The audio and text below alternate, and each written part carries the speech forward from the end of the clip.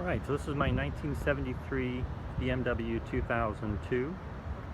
Those of you who know 2002s well, you'll probably notice it looks more like one of the earlier models.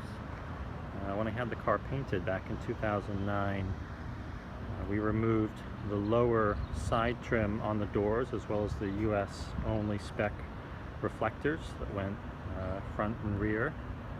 Just sort of cluttered up the overall lines, and I really wanted to keep the car looking nice and clean and simple. Sort of what I consider to be the most clean version of the design. Round tail lights, obviously. This is the last year of the round tail light cars. We went to the square tail lights, and then, at least in the US, the large quote-unquote diving board bumpers after that.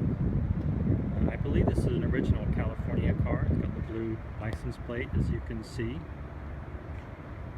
Wheels are 14-inch BMW steel wheels. It is a sunroof car.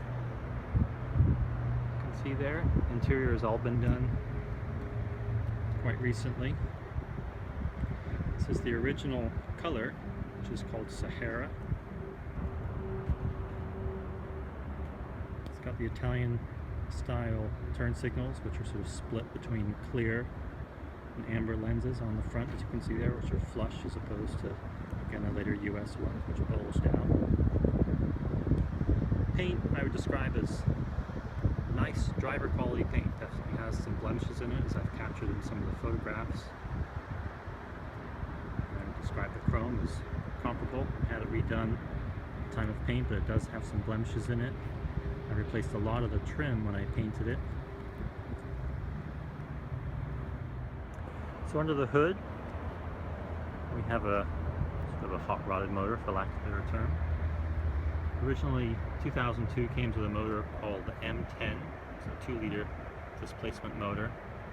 And an evolution of that made it into the first generation M3, which had a motor called the S14, which was increased to 2.3 liters. This motor, when I built it, we took a block, basically a whole bottom end out of an S14. So the block, the crankshaft, connecting rods, and harmonic balancer are all out of an S14. So again, 2.3 liter displacement. And then mated it to 2002 head. So it sort of maintains that period look. This particular head has been ported and polished to make good use of all that extra displacement. And then also we're running electronic fuel injection. These are TWM individual throttle bodies here.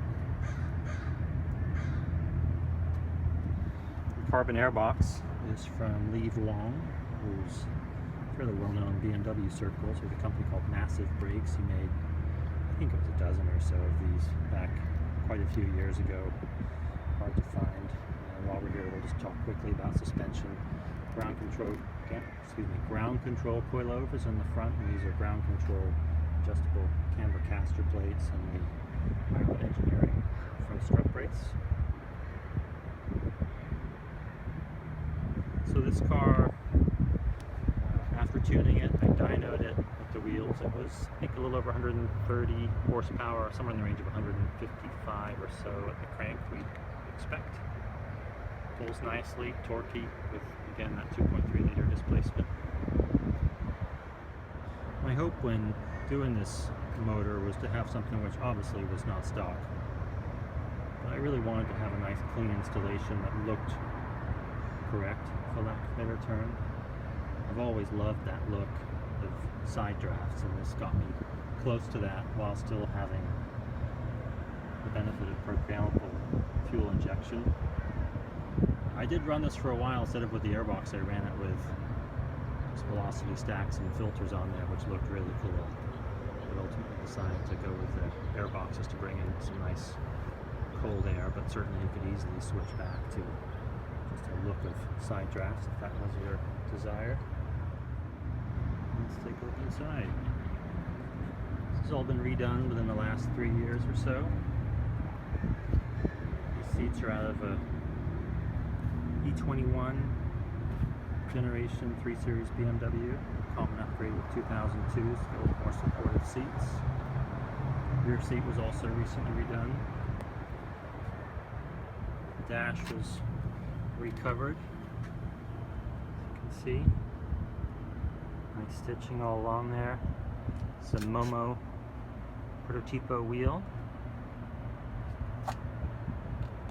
Custom German square weave wool carpet.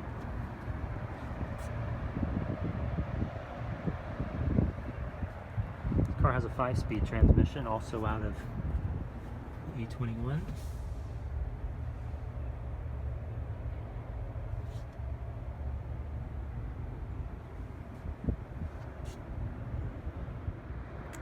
Let's check out the rear end.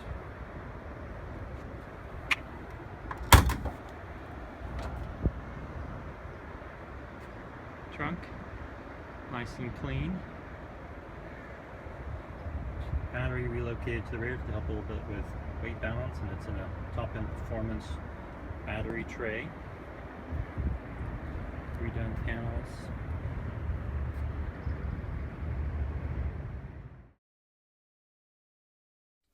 Okay, so we're going to go ahead and do a cold start. This is the first start for the car today. It's in the mid to upper 50s, so not super cold, but you get the idea. Fuel pump.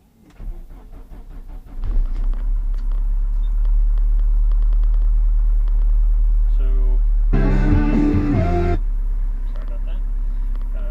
Didn't have to put the throttle. It's idling at about 1,000 RPMs.